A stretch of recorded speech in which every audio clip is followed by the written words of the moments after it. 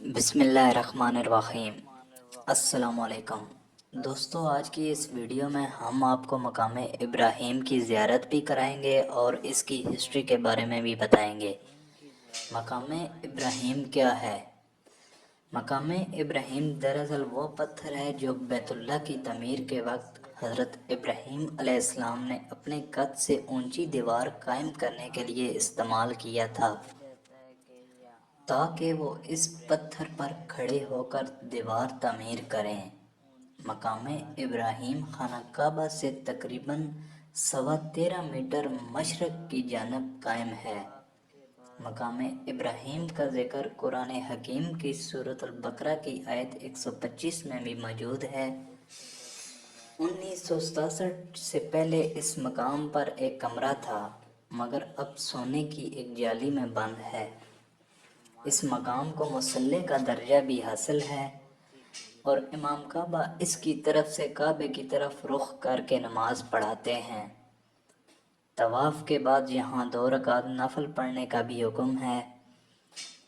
احناف کے نزدیک طواف کے بعد 2 رکعت واجب ہیں، نفل نہیں۔ ابراہیم علیہ السلام کے پاؤں کے نشانات اسلام کی ابتدا تک اس چٹان پر موجود تھے۔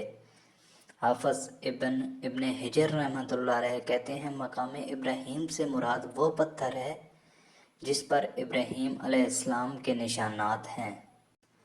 اس خوبصورت مقام کے بارے میں حافظ ابن کثیر رحمۃ اللہ علیہ کا قول ہے، اس پتھر میں پاؤں کے نشانات ظاہر تھے اور آج تک یہ بات معروف ہے، اور جاہلیت میں عرب بھی اسے جانتے تھے اور مسلمانوں نے بھی یہ نشانات پائے۔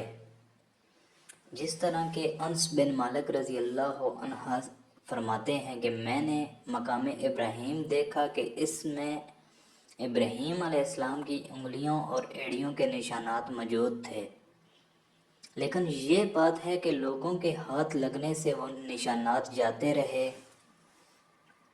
ابن جریر نے قتادہ رحمۃ اللہ علیہ سے روایت بیان کی ہے کہ قتادہ کیا بیان ہے کہ اور مقام ابراہیم کو نماز کی جگہ بناؤ، اس میں حکم یہ دیا گیا ہے کہ اس کے قریب نماز پڑھیں، اور یہ حکم نہیں کہ اسے ہاتھ پھیریں اور مسح کریں۔